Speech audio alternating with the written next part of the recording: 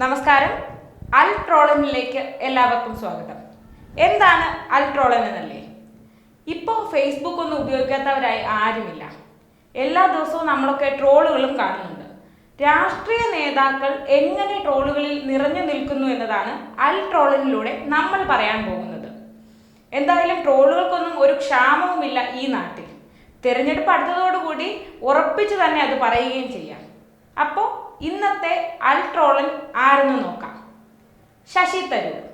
അതെ, തിരുവനന്തപുരത്തെ പ്രിയപ്പെട്ട MP ആണ് ഇപ്പോൾ ട്രോളന്മാരുടെ കൺകണ്ട ദൈവം. കഴിഞ്ഞ ദിവസത്തെ അദ്ദേഹത്തിൻ്റെ ഒരു പ്രവൃത്തിയാണ് ട്രോളുകൾക്കെല്ലാം കാരണം. എന്താണെന്നല്ലേ? കഴിഞ്ഞ ദിവസം തിരഞ്ഞെടുപ്പ് പ്രചരണങ്ങൾക്കൊക്കെ തുടക്കം കുറിച്ചുകൊണ്ട് എൻ്റെ ബൂത്ത് എൻ്റെ മതിൽ എന്ന് പറഞ്ഞൊരു പരിപാടിക്ക് അദ്ദേഹം തുടക്കമിട്ടു. എൻ്റെ ബൂത്ത് എൻ്റെ മതിൽ എന്താണെന്നല്ലേ?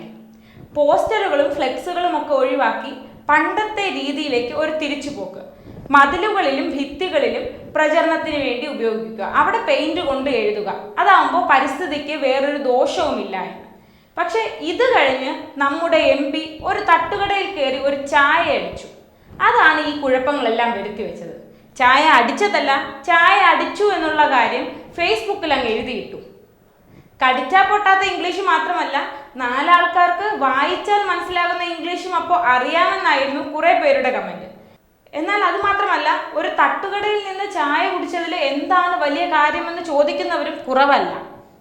എന്നാൽ ചില വിരുദ്ധന്മാരുണ്ട്, ചായ കുടിച്ചതൊക്കെ ഇരിക്കട്ടെ, ചായക്കടക്കാരൻ്റെ പോലത്തെ സർക്കാരും ഭരണവും ആകരുത് കാഴ്ച വെക്കേണ്ടതെന്നാണ് ചിലരുടെ പക്ഷം.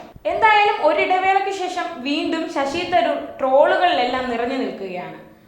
തിരുവനന്തപുരത്ത് വിജയം ഏതാണ്ട് ഉറപ്പിച്ച ഒരു സ്ഥാനാർത്ഥിയാണ് ശശി തരൂർ. BJP ആണ് തൻ്റെ മുഖ്യ ശത്രുവെന്ന് അദ്ദേഹം കഴിഞ്ഞ ഒരു ദിവസം ഇന്റർവ്യൂവിൽ എംഫിലിം മീഡിയയോട് തന്നെ വെളിപ്പെടുത്തുകയും ചെയ്തിട്ടുണ്ട്. തിരുവനന്തപുരത്ത് താൻ വിജയം ഉറപ്പിച്ചിട്ടുണ്ട്, എനിക്കറിയാം ഞാൻ വിജയിക്കുമെന്ന്. പക്ഷേ ഒരു എതിരാളിയെയും വില കുറച്ചു കാണാനോ താഴ്ത്തി കാണാനോ പ്രസക്തമല്ല എന്ന് വിചാരിക്കാനോ ഒരുക്കമല്ല. BJP ശബരിമല വിഷയം തുറുപ്പുചീട്ടാക്കിയിട്ടുണ്ടെങ്കിലും തങ്ങളും വിശ്വാസികൾക്കൊപ്പമാണ്. പക്ഷേ ഞങ്ങളുടെ വിശ്വാസ സംരക്ഷണം എന്നാൽ തെരുവിൽ അക്രമം അഴിച്ചുവിടുന്നില്ല എന്നാണ് ശശി തരൂർ പറഞ്ഞത്.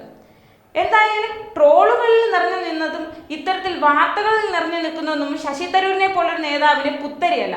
അദ്ദേഹം അതൊക്കെ അതിൻ്റെതായ രീതിയിൽ എടുക്കാറുണ്ട്. നല്ല ട്രോളുകൾ അദ്ദേഹം തന്നെ സ്വയം ട്വിറ്ററിലും ഫേസ്ബുക്കിലും ഒക്കെ ഷെയർ ചെയ്യാറുമുണ്ട്.